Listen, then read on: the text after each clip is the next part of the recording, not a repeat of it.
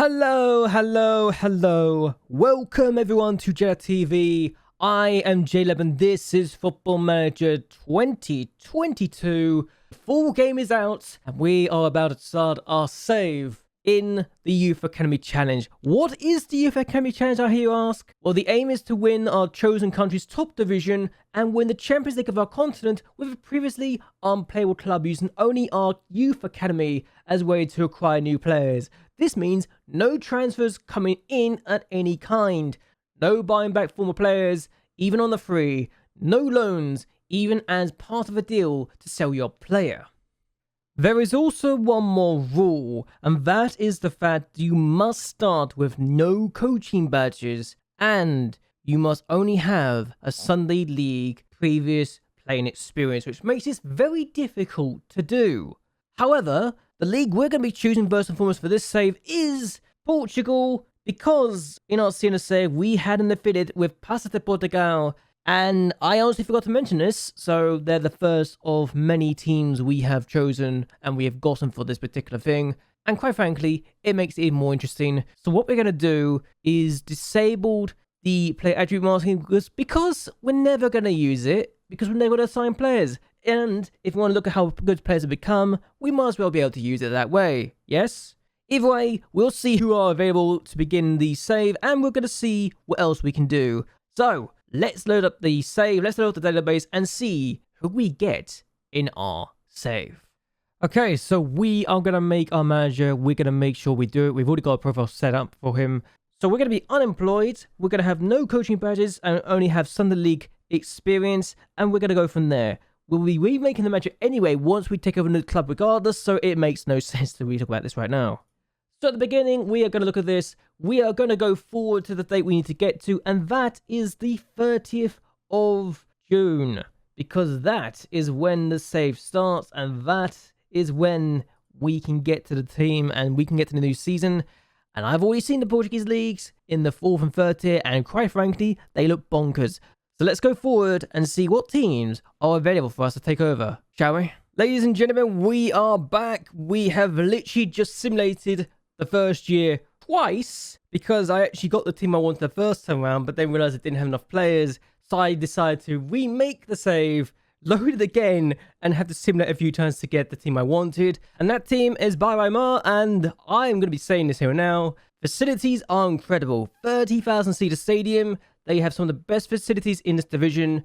Great training facilities, average youth facilities, adequate academy coaching, and average youth recruitment. Their stadium is owned by the council, yes, because the stadium was made for the 2004 Euros in Portugal. So they benefited from that. They really have. And in fact, if I recall correctly, we're going to go for the competitions. They were in the top flight in that season. Yes, they finished in 11th in that first season when the Euros were done.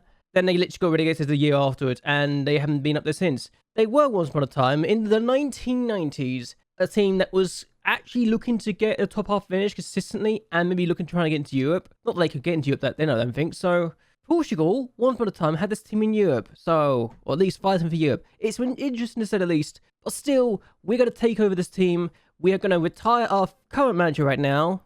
And we're going to make a new manager. So, we're going to make this manager, we're going to have him take over the club, and we're going to make sure we do this properly. And again, we're going to have the lowest reputation possible. If they want us to have the actual reputation, this is the reputation you need, or the badges you need to actually take over this team in real life. I don't have that, so we're not going to do that. And because this challenge demands that we only have the lowest qualifications possible, that's what we're going to do. So, here we are, about to take on Beira-Mar as their manager, and hopefully this goes well for us. We are not expected to survive, it seems like. So this is actually apparently their centurion year as well, which is very interesting to say the least. And hopefully this goes well. The fact that their hashtag actually doesn't have Mar on it is actually interesting to say the least. So hopefully this could be good. I'm just excited to see what happens here and hopeful that what we do will be productive to say the least. Also, no luck, we're probably going to be one of the teams that get relegated. Also, random fact, this team won the Taça de Portugal back in 1999, so they have silverware, and they have a transfer budget of 602,000 and a wage budget of 11,000. What is it with the lower teams in this country having huge transfer budgets? I would have loved that in League 2, I really would have done.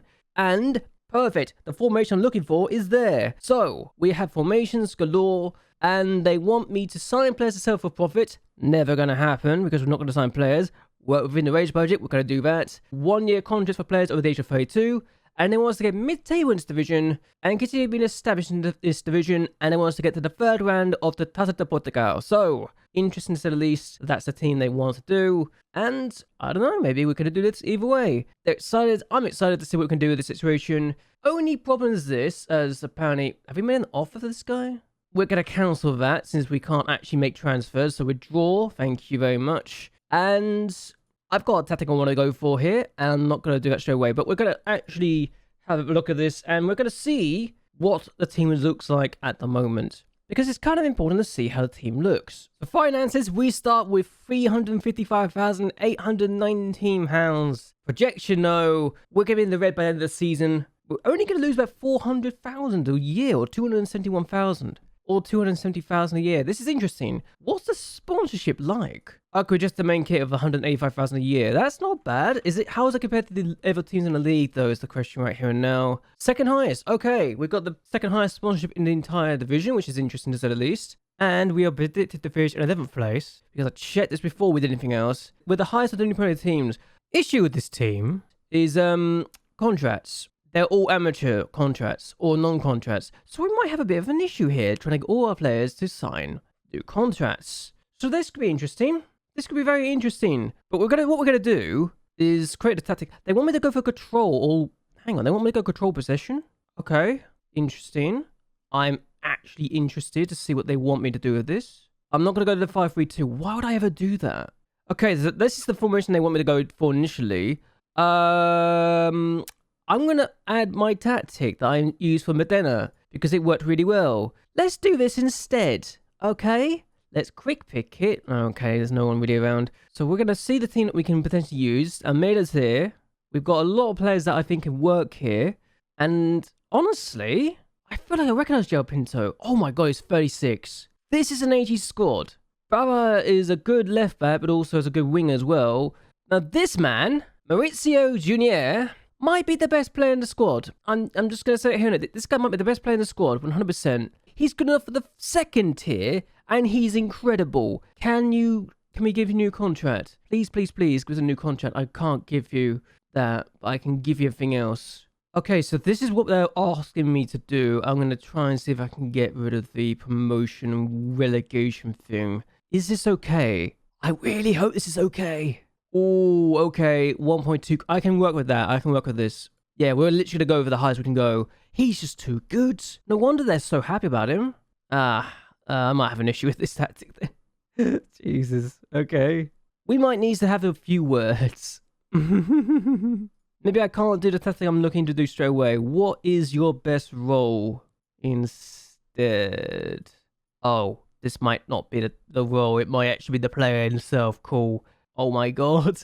Oh my god. So I thought I was okay. I thought, oh, this would be a decent team to do this with. We're not going to have any issues. We might have a few issues.